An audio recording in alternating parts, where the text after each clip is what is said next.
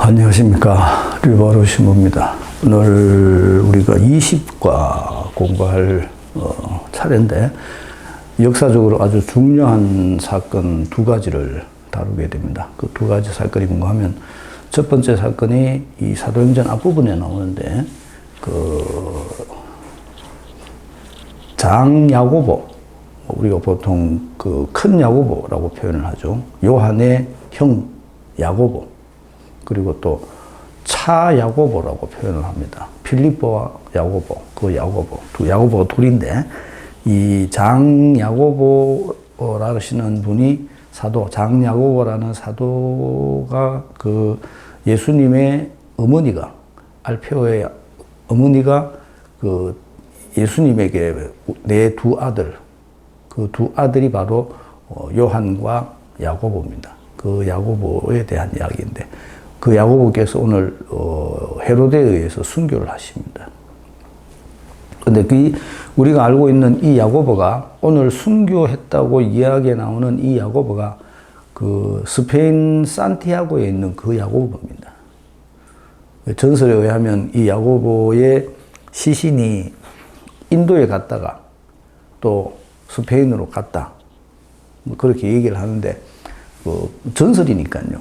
역사적으로 확실하다 아니면 과학적으로 증명이 됐다 그런 거는 없고, 그냥 이 헤로데에 의해서 순교하신 이 야고보에 대한 경배하는, 존경하는 신심이 스페인에서 강하게 아주 많이 생겼기 때문에 아마 지금 산티아고 길을 가는 콤포스텔라라는 그곳에 야고보의 시신을 묻혀 있다, 그렇게 표현을 하고 사람들이 그곳에 경배를 갑니다. 어쨌든 간에 요 일이 있었던 것이 역사적으로 분명하지는 않습니다만은 44년 정도 됐다고 얘기를 합니다. 44년, AD 44년. 그러니까 AD 44년에 벌써 교회가 어느 정도 성장을 해가 이방 지역에 지난주에 공부했던 안티오키아에도 어느 정도 교회가 벌써 정착이 됐고, 이제 사도 바오로의 선교 여행에 의해서 다른 지역에도 교회들이 생기기 시작했다는 것을 우리가 알 수 있습니다. 또 하나 중요한 것이 역사적인 사건 중에 하나가 우리 오늘 뒷부분에 나오는데 이 헤로데, 저 헤로데가 헤로데 안티파스 1세라고 말하는데 예수님이 태어났을 때 왕이었던 그 헤로데는 헤로데 필리포스, 그리고 그 헤로데 필리포스가 죽고 헤로데 필리포스에 의해서 이 헤로데가 통치하고 있던 나라들이 이렇게 분열이 됩니다. 분열이 돼가지고 북쪽에 있는 지역하고 남쪽에 있는 지역이 이렇게 나누어지게 되는데, 물론 헤로데도 여기에 나오는 이 헤로데 말고 예수님께서 태어나셨던 시대의 헤로데도 자치권을 얻은 식민지에서의 왕의 역할을 했던 겁니다. 이 지역에 총독은 따로 있습니다. 로마에서 파견된 총독 우리나라 옛날에 일제시대 때 일본 강점기 때 이토 히로부미가 우리나라의 초대 총독으로 왔듯이 식민지 전체를 관할하는 총독이라는 사람이 따로 있습니다. 그 총독은 지난번에 봤었듯이 카이사리아라는 이 지중해 해안에 있는 지역에 거기 살고 있었습니다. 거기 살고 있다가 명절이 되면 예루살렘에 와서 치안을 위해서 잠시 머물고 또 다시 카이사리아로 또 돌아가는 그런 생활을 했었고, 그 총독의 하는 일은 이 군사, 그러니까 실제적으로 전쟁이 일어났을 때 전쟁을 막기 위한 군사 행동을 할 수 있는 그런 권한을 가지고 있었고, 또 하나 굉장히 중요한 것은 식민지들의 내란이 일어났을 때 이 내란을 진압하는 그런 역할을 했습니다. 그리고 실제적으로 로마와의 외교적 교류, 이런 것들이 전부 다 이 총독에 의해서 이루어졌고, 유다 지역에 있는 어떤 의미에서는 자치권이죠. 그 자치권은 유다에서 정통성이라기보다는 유다 자체 내에서의 어떤 혈통에 의해서 주어졌다는 겁니다. 그럼에도 불구하고 주로 자기가 유다 지역의 자치 정부의 왕이 되기 위해서는 로마 황제와의 교류가 있어야 됩니다. 그래서 주로 로마 황제에게 자주 갔습니다. 로마 황제에게서 뇌물도 건네주고 또 그 로마 황제와의 개인적인 친분을 통해서 자기가 이곳에 와서 자치권을 인정받기도 하고 그렇게 했습니다. 이 헤로데 말고 위에 있었던 예수님 시대에 있었던 헤로데는 그 카이사르의 아들 아구스티누스하고 굉장히 친분이 있었다. 그래서 자기가 이 지역에 대한 그 자치 왕으로서의 권한을 받아가지고 와가지고 성전을도 자기가 그 솔로몬이 짓고 부서진 그 성전을 자기가 다시 짓기 위해서 많은 노력도 하고 그리고 또 죽고 난 후에 그 아들이 이 헤로데 안티파스인데 우리 거기 나오듯이 아들이 없었습니다. 말년의 아들을 얻었기 때문에 이 아들에게 바로 자기 통치권을 물려줄 수가 없었습니다. 그래서 중간에 우리식으로 말하면 습정일 수도 있는데 어떤 의미에서는 다른 사람이 그 유다 지역 전체를 다스리는 그 자치 왕으로서의 역할을 하다가 그 다음에 이 헤로데 안티파스가 그것을 인수받게 됩니다. 인수받은 것도 얼마 안 됩니다. 37년, 36년 예수님 돌아가시고 난 후에 얼마 안 있다가 그렇게 인수를 받았는데 인수받자마자 44년에 야고보가 순교하고 난 후에 이 뒷부분에 나옵니다만은 이 헤로데 안티파스도 죽게 되고 헤로데가 죽고 난 후에 그 다음에 또 이 내부에 좀 문제가 생겼겠죠. 이런 문제가 생겨서 새로운 왕을 로마에 가서 뭐라고 표현해야 됩니까? 인정받는다 해야 되나? 추인받는다고 표현해야 되나? 새로운 왕이 로마에 가서 추인을 받아서 예루살렘으로 돌아오기 전에 폭동이 일어납니다. 그게 유다 독립운동이라는 겁니다. 그 유다 독립운동 때문에 더 이상 이 유다는 통치권을 가지지 못하게 되죠. 그리고 유다 지역에 있는 모든 유다인들은 다 이 예루살렘을 떠나게 그렇게 됩니다. 예루살렘 성전이 다 부서지고 모두 다 예루살렘을 떠나는 이 유다 민족들에게는 엄청난 정말 시련의 최고의 시련의 그 순간이 닥쳐오게 되는 겁니다. 그렇기 때문에 이 헤로데 안티파스로부터 헤로데의 그 뭐라 그럴까요? 왕조가 끝이 나게 됩니다. 근데 그 헤로데가 오늘 어떻게 죽었는지에 대한 이야기가 나옵니다. 교회가 박해를 받았는데 이제 좀 이렇게 우리가 들어보면 좀 어떻게 보면 좀 그 신화적인 표현들을 많이 씁니다. 뭐 좀 어떻게 아주 전설 같은 그런 내용들을 많이 이렇게 써놨는데 전설 같은 내용을 써놓은 이유가 그 전설 같은 것이 역사적인 팩트라는 것을 말하기 위해서 그렇게 한 것이 아니고 교회가 외부로부터 그렇게 많은 박해를 당하고 있음에도 불구하고 하느님의 복음은 이 울타리를 감옥이라는 울타리를 뛰어넘어 가지고 세상에 나가서 퍼지게 되었다. 요 얘기를 하고 싶은 겁니다. 아무리 정권을 가진 사람들이 교회를 박해해도 하느님의 복음은 예수님의 복음은 계속 세상 밖으로 더 멀리 전해지게 되었다. 그 힘은 아무도 막을 수가 없었다. 요 얘기를 하려고 얘기를 하고 있습니다. 본문 한번 보도록 하겠습니다. 그즈음 헤로데 임금이 교회에 속한 몇몇 사람을 해치려고 손을 뻗쳤다. 이제 적극적으로 이 국가가 개입을 하게 되는 겁니다. 쉽게 말하자면 예수님 순교 때도 우리가 볼 수 있었는데 아까도 말씀드렸듯이 로마 총독은 이 자치적인 문제에 대해서는 관여를 하지 않았습니다. 그런데 그 자치 문제가 만약에 문제가 커져가지고 폭동이 될 경우에 그거는 자기들의 어떤 그 식민지 정책에 어긋나기 때문에 그때는 개입을 했는데 그 이외의 일들에 대해서는 모든 것이 스스로 자기들이 알아서 스스로 해결할 수 있도록 그렇게 내버려뒀습니다. 그렇기 때문에 헤로데 임금이 새로 생긴 종교를 박해하는 것도 사실은 묵인될 수 있는 그런 사정이었습니다. 예수님 재판 과정을 잘 생각해 보십시오. 그러면 왜 예수님을 빌라도에게 데리고 갔느냐? 이런 의문이 있죠. 지난번에도 제가 한번 말씀드렸습니다만, 왜냐하면 십자가가 필요했기 때문에 그렇습니다. 십자가. 빌라도만이 십자가형을 처할 수가 있습니다. 유다인들은 십자가형을 처할 수가 없습니다. 그런데 십자가가 필요했기 때문에 유다인들이 이 예수님을 정치범을 만든 겁니다. 정치범. 십자가형을 당하려면 정치범이 돼야 됩니다. 그것도 로마에 대항하는 정치범이 돼야 됩니다. 그렇지 않고서는 십자가형을 받을 수가 없습니다. 그래서 예수님에게 주어진 죄명이 유다인의 왕. 그러니까 자기가 유다인의 왕이라고 그랬으니까 이거는 로마의 식민 정책에 반하는 거죠. 그렇기 때문에 십자가형을 받게 된 겁니다.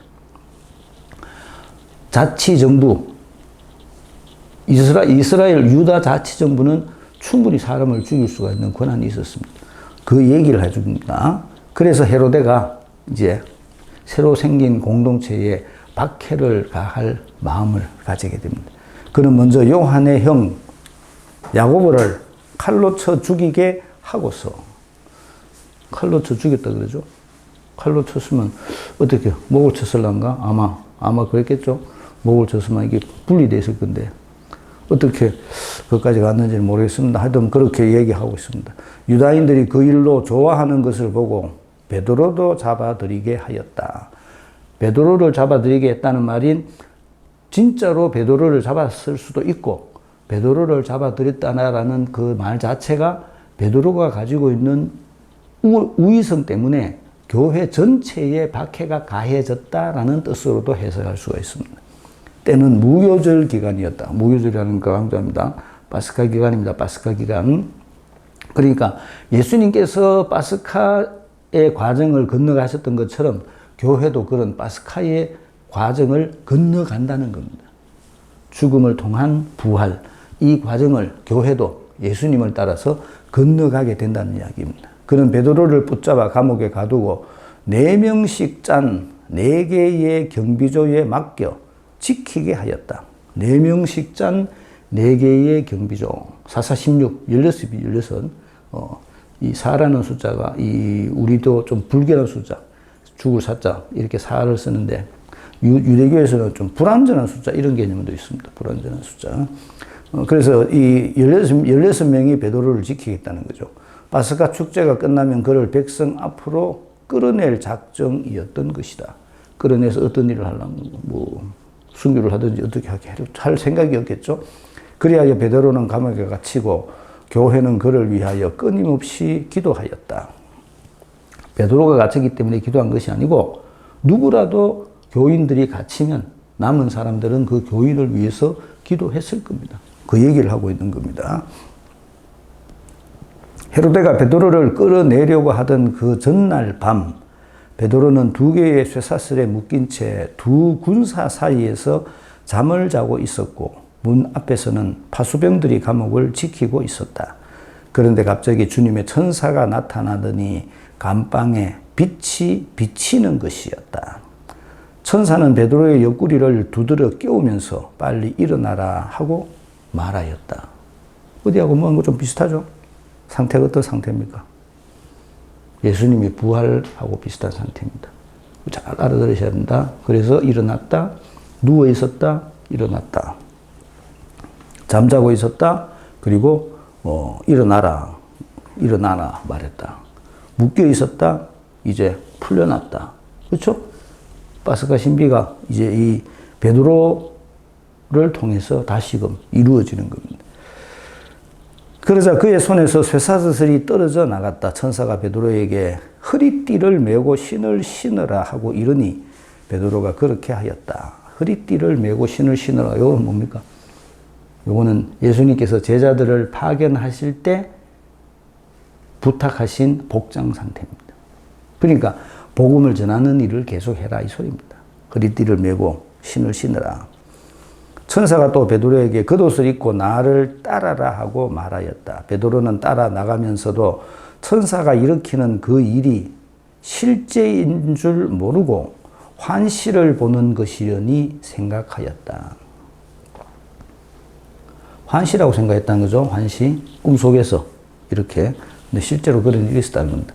그들이 첫째 초소와 둘째 초소를 지나 성 안으로 통하는 쇠문 앞에 다다르자 문이 앞에서 저절로 열렸다. 그래서 밖으로 나가 어떤 거리를 따라 내려갔는데 천사가 갑자기 그에게서 사라져 버렸다. 이제 감옥에 있던 베드로가 어떻게 됐습니까? 감옥 밖으로 나오게 됐다는 거예요. 천사의 인도에 의해서. 천사의 인도라는 건 뭡니까?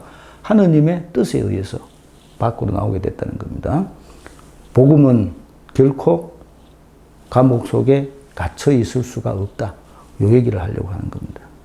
사람이 인간적인 힘으로 아무리 복음을 가둬 놓으려고 노력을 해도 복음은 절대 한 곳에 갇혀 있지 못한다.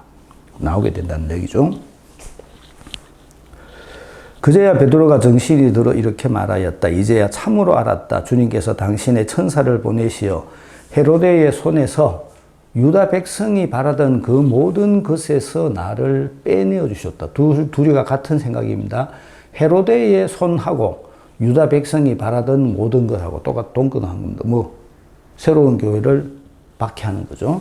이러한 사실을 깨달은 베드로는 마르코라고 하는 요한의 어머니, 여기 말하는 마르코라는 요한이 아마 마르코 복음서를 쓴 저자라고 얘기를 하는데 확실치는 않습니다. 마리아의 집으로 갔다. 거기에는 많은 사람이 모여 기도하고 있었다. 베드로가 바깥 문을 두드리자 로데라는 하녀가 누구인지 보려고 문으로 갔다. 그 하녀는 베드로의 목소리를 알아듣고 너무 기뻐서 문을 열어주지도 않고 안으로 달려가 베드로가 문 앞에 서 있다고 알렸다. 사람들이 너 정신 나갔구나 하는데도 그 하녀는 사실이라고 우겼다. 왜 베드로가 금방 착 안 나타나고 뒤에 있다가 온 것처럼 얘기하겠어요? 뭔가가 좀 비슷한 부분이 있죠. 예수님 발현 장면하고 굉장히 많이 비슷합니다. 그래서 사람들은 베드로의 천사다 하고 말하였다. 베드로가 줄곧 문을 두드리자 사람들이 문을 열어 그를 보고서는 깜짝 놀랐다. 베드로가 그들에게 조용히 하라고 손짓한 다음 주님께서 자기를 어떻게 감옥에서 끌어내 주셨는지 이야기하였다.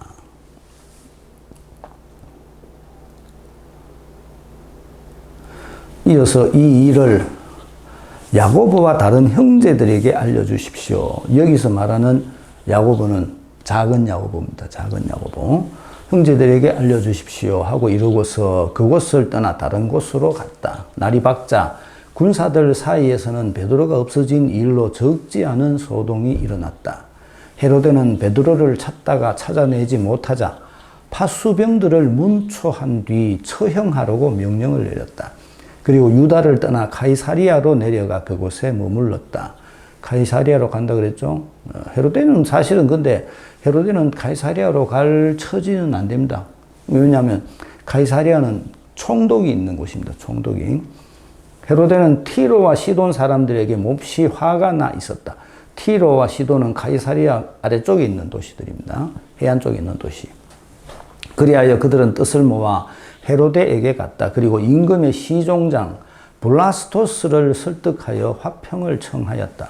그들의 지방이 임금의 영토에서 양식을 공급받고 있었기 때문이다. 당연히 음식이 없으니까 화평을 청할 수밖에 없죠. 정해진 날에 헤로데는 화려한 임금 복장을 하고 연단에 앉아 그들에게 연설을 하였다. 그때의 군중이 저것은 신의 목소리지 사람의 목소리가 아니다 하고 외쳤다. 그러자 즉시 주님의 천사가 헤로데를 내리쳤다. 그가 그 영광을 하느님께 돌리지 않았기 때문이다. 그리하여 그는 벌레들에게 먹혀 숨을 거두었다. 연단에서 화려한 복장을 하고 연설하다가 죽었다. 이렇게 되어 있습니다. 근데 실제로는 이렇게 죽은 것이 아니고 아까 우리 앞에서 봤던 이야기 있죠. 티로와 시돈 지역에 있는 사람들에 의해서 암살됐을 것이다. 그렇게 추정을 합니다. 그런데 주로 사람들은 이 사도행전에 헤로데가 이렇게 죽었다고 쓰여져 있기 때문에 마치 이것이 정설인 것처럼 그렇게 얘기를 하는데 그렇지는 않습니다. 이렇게 갑자기 아무리 그래도 그렇지 주님의 천사가 헤로데를 내리칠 수는 없죠. 그래서 이렇게 표현을 그렇게 합니다. 이 사도행전이 이렇게 표현을 한 이유가 아까 저 앞에 봤던 야고보의 죽음하고 밀접한 연관이 있습니다. 사도 야고보를 죽이고 그리고 교회를 박해하기 시작하자 하느님께서 그 헤로데의 행동에 대한 그 어떤 나름대로는 벌로서 헤로데가 죽게 되었다. 이렇게 해석을 했던 거죠. 근데 실제로 헤로데가 이렇게 해서 죽은 건 아니고 뭐 나름의 어떤 그 요즘 말로 하면 일종의 쿠데타에 의해 가지고 그렇게 죽게 되었습니다. 하느님의 말씀은 더욱 자라면서 널리 퍼져나갔다. 바르나바와 사울은 예루살렘에서 사명을 수행한 다음 마르코라는 요한을 데리고 돌아갔다. 바르나바와 사울이 예루살렘에서 어떤 사명을 수행했죠? 기억 안 나시게 모르겠습니다만 이방인들에게 복음을 전하는 문제에 대한 이야기입니다. 이방인들에게 편지를 보냈다 그러죠. 우리가 이방인들하고 더 이상 어떻게 교류를 하는 것이 이방인들에게 할례를 얘기하지 않고 그들에게 복음을 그리스도교를 믿게 하는 것이 합당한 것인가에 대한 문제, 그 문제가 그 당시에 주된 주제였습니다. 그래서 아마 거기에 이야기를 했을 것이다. 그렇게 추측을 합니다. 오늘 얘기는 사실은 굉장히 단순한 얘기입니다. 헤로데가 교회를 박해했다. 헤로데가 초대교회를 박해해서 그리고 사도 야고보를 죽였다. 그러자 그 헤로데가 하느님의 진노에 의해서 지도 죽게 되었다. 이 얘기를 하는 겁니다. 헤로데의 박해에도 불구하고 하느님의 복음은 점점 다른 세상으로, 다른 지역으로 퍼져나가게 되었다. 거기 오늘 우리가 공부했던 내용의 가장 중요한 내용들입니다. 헤로데의 박해, 야고보의 죽음, 베드로의 투옥, 천사의 구출, 마리아의 집으로 피신 군사들 사이의 소동, 헤로데의 이동과 흥분, 헤로데의 설교, 헤로데의 죽음, 마르코라고 하는 요한과의 동행 이렇게 되어 있죠. 1번 누가 박해를 주도했으며 첫 희생자는 누구였습니까? 헤로데 안티파스, 헤로데가 임금이 박해를 했고 첫 번째 희생자가 요한의 형 야고보, 장 야고보라고 표현하죠. 그 야고보가 첫 번째 희생자였습니다. 2번 시간을 강조합니다. 언제이며 이유는 무엇입니까? 베드로를 붙잡아 감옥에 가두고 4명씩 짠 4개의 경비조에 맡게 하였다. 파스카 축제가 끝나면 그를 백성 앞으로 끌어낼 작정이었던 것이다. 파스카하고 연결되어 있습니다. 예수님께서 파스카 신비를 직접 경험하셨듯이 이제 교회도 파스카 신비를 경험한다는 겁니다. 예수님께서 가셨던 길을 교회가 그대로 따라가니까 교회가 당연히 그런 일을 당해야 될 것이다. 그리고 그 교회의 으뜸이 베드로니까 베드로가 당연히 그런 일을 당하게 될 것이다. 그 얘기를 하려고 하는 겁니다. 3번 베드로는 어떤 처지에 놓여 있었습니까? 헤로데가 베드로를 끌어내려고 하던 그 전날 밤입니다. 밤은 항상 파스카의 얘기죠. 베드로는 2개의 쇠사슬에 묶인 채 2 군사 사이에서 잠을 자고 있었고 문 앞에서는 바수병들이 감옥을 지키고 있었다. 자고 있었다는 얘기. 자고 있었다. 밤에 자고 있었다. 그 다음에 빛이 비치고 그쵸? 일어나라 소리가 나옵니다. 부활을 상징하는 단어들입니다. 파스카 신비니까 죽음을 통한 부활이죠. 부활을 상징하는 단어들이 나옵니다. 4번 베드로를 깨운 것은 누구였습니까? 천사가 깨웠다. 천사가 깨웠다는 말 의미를 뭐겠어요? 궁극적으로는 이 복음 말씀이 베드로를 깨웠다는 겁니다. 복음의 힘이 베드로로 하여금 누워있지 않고 일어나서 복음을 전하게 했다는 거죠. 5번 베드로는 자신이 풀려난 이유를 알게 됩니다. 무엇입니까? 11절에 있습니다.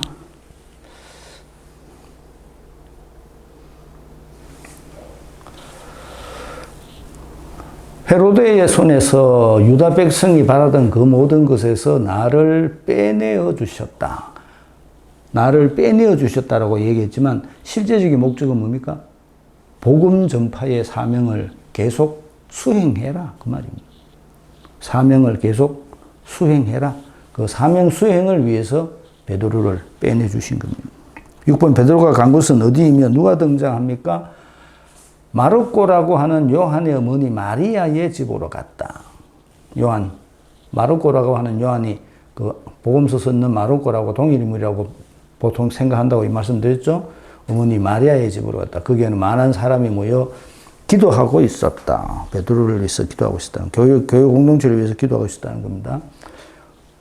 마르코라고 하는 요한이 복음서를 썼는데 그 복음서가 마르코 한 명에 의해서 쓰여진 것은 아닙니다. 이름은 마르코지만 그 많은 어떻게 단편들을 다 모아가지고 이렇게 집대성한 거죠.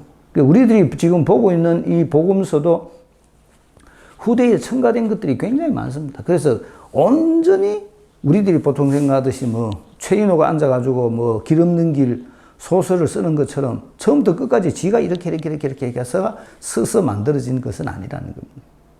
마르코라는 사람의 이름으로 처음에 만들어졌고, 그 다음 여러 가지 많은 것들이 이렇게 첨가된 거죠. 그래서 엄밀히 말하면 복음서의 저자는 개인이 아니라 교회 공동체입니다. 교회가 그거를 만드는 겁니다. 7번 베드로를 놓친 헤로데의 반응은 어떠했습니까? 신경질 났겠죠.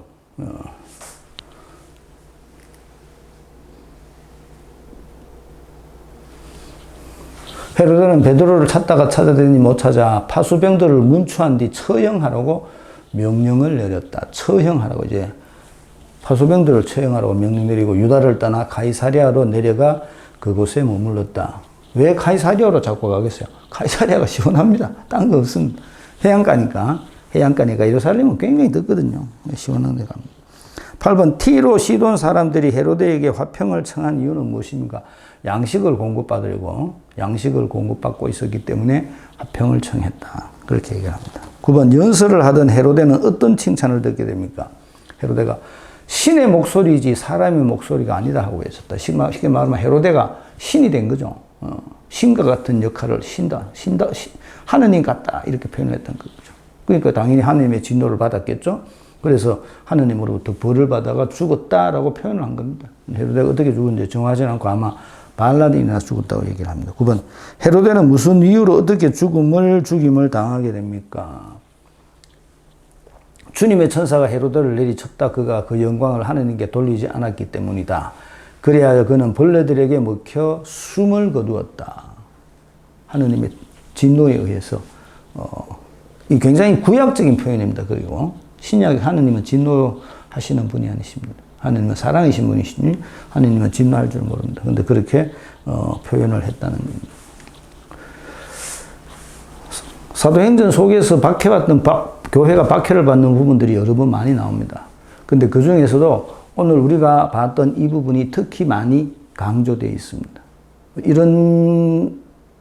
이 부분을 통해서 교회가 이제 더 이방 세계로 이제 퍼져나가게 되고, 다음부터는 바오로가 전교 여행을 떠나게 됩니다. 그래서 점점 더 많은 넓은 지역으로 복음이 전파되게 되고, 마침내는 세상 끝까지 복음이 전해지게 되었다. 그 얘기를 하려고 하는 겁니다. 그래서 중간중간에 이런 실제적으로 있었기도 하겠지만 그 역사적인 것들을 집어넣어서 그런 일들이 벌어졌다는 것을 강조하고 있는 겁니다. 내가 믿음을 갖는다는 것은 언제나 박해를 각오해야 될 일입니다. 왜냐하면 내가 가지고 있는 믿음은 이 세상 가치하고 다르기 때문에 그렇습니다. 그렇기 때문에 세상 가치를 가진 사람들의 눈에서 볼 때는 이 믿음을 가지고 있다는 것 자체가 저것들에게는 거슬리는 일입니다. 같은 교회 내에서도 마찬가지입니다. 같은 믿음을 가진 공동체 안에서도 그 속에서도 세상적 가치를 더 많이 추구하는 사람들에게 믿음의 가치를 추구하는 사람들은 거슬리게 마련입니다. 거슬리니까 자꾸 자기들 중심으로 하려고 하면 이 사람들이 보기가 싫죠. 그래서 당연히 박해가 따르게 마련입니다. 내가 믿음을 갖는다. 이 세상에서 믿음을 갖는다는 것 자체가 박해를 각오해야 될 일입니다. 박해 속에 살 수 있도록 그렇게 합시다. 마치겠습니다. 얘기해 주시죠.